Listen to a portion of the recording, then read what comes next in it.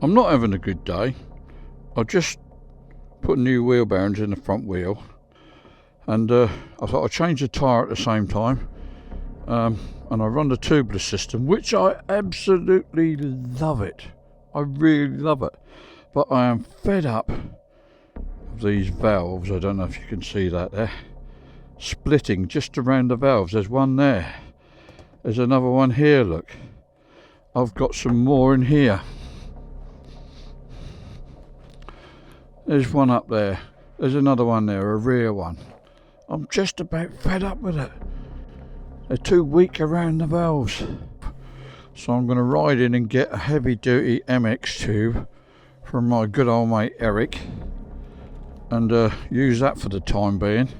I don't know how many years I've been using them, probably 5-6 years now, and I've never actually had a failure while riding. I've always spotted the valve problem while changing tyres, but that's when you're like now, today. I'm wanting to put the tyre back on, but it'll take bloody a few days to get a new one, and they're about 25 quid. Get myself a heavy duty MX tube is what I normally, well, not normally, is what I used to use, and very rarely did they fail. I did have a pinch flat once, but that was with a shit tyre, no strength in the tyre. Another thing you can do to prevent pinch flats is use some rubber grease, the red rubber grease on the tube. It does help a little bit, but you can't run such low pressures as what you can with the tubeless. Come on tubeless, sort yourselves out. Ran over. Got my heavy duty inner tube, 14. I'm not going to tell you what he let me have it for, as opposed to 25 quid for tubeless inner tubes. And I get my red rubber grease and whop a load of that on the tube. There we go. That's all lubed up with rubber grease. Perfect.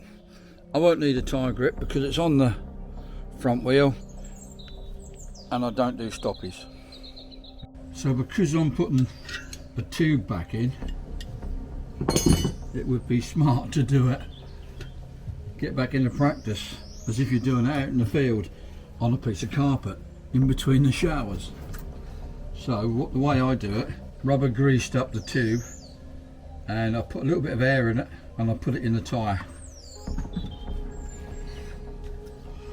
and then you can put your valve in.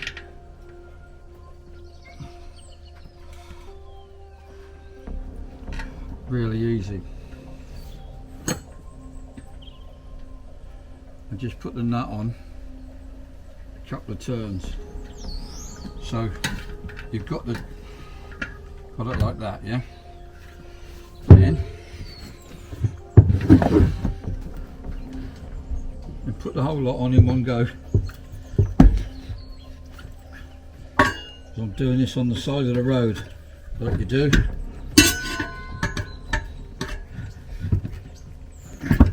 You'll get most of it on.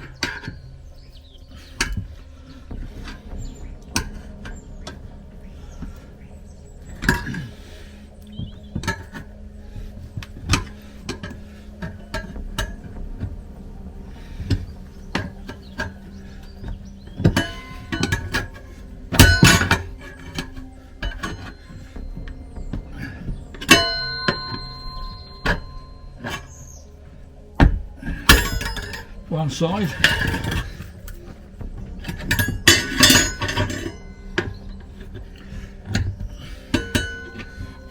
And you must get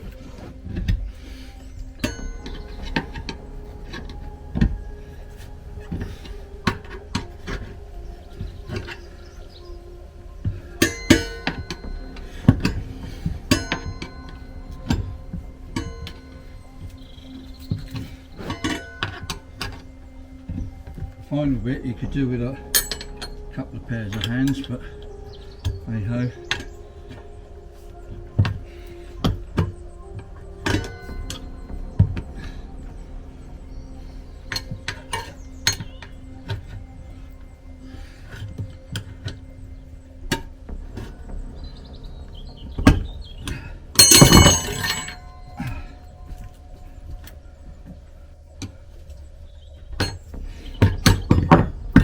Ching!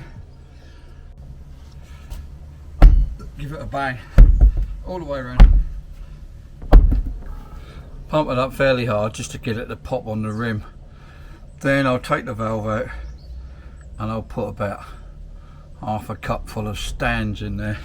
Should a small puncher, a nail or a thorn, it should do that. And the rubber grease makes it a little bit more resistant to a pinch flat.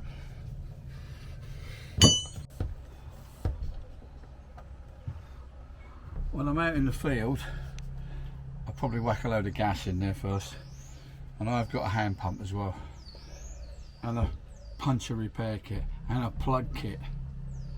Oh, bloody tubeless. So it's a Mitas Rock Rider, and I've got it on here. This is on my spare wheel for tarmac and rock. So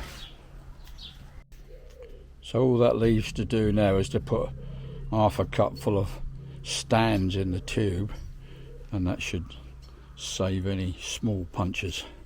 Ironically, I actually dispense it in a slime container. We used to use slime, but then my mate Dave discovered stands, and it's so much better. Get the valve out.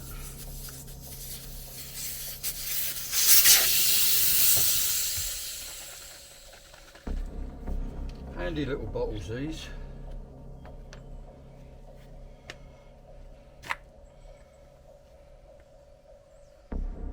About half a cupful in there.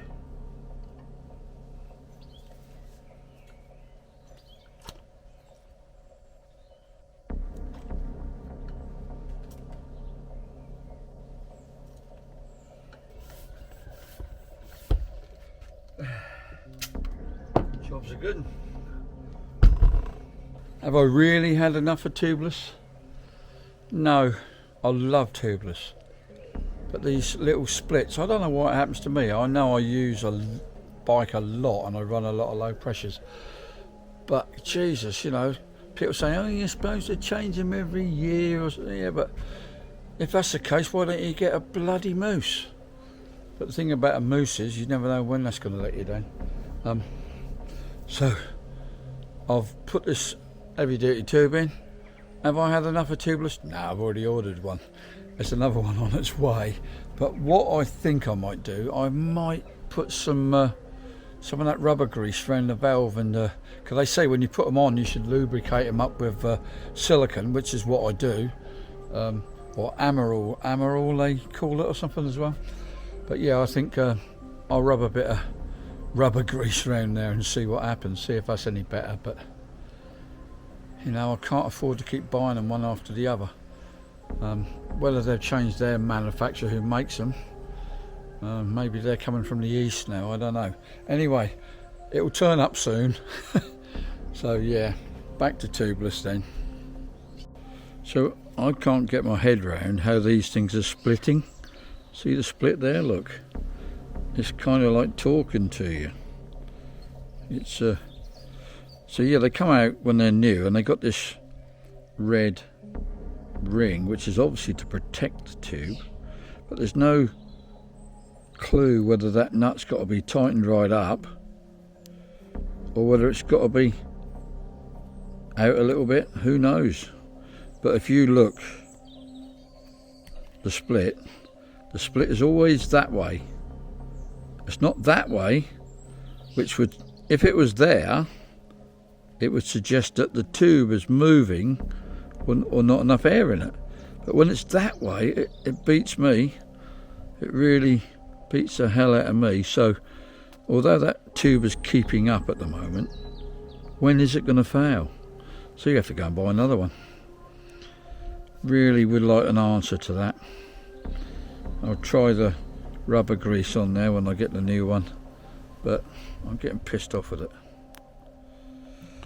Well, that's about it really, but if anybody really knows what I can do to stop this or reduce the chances of this happening, please leave a comment and let me know.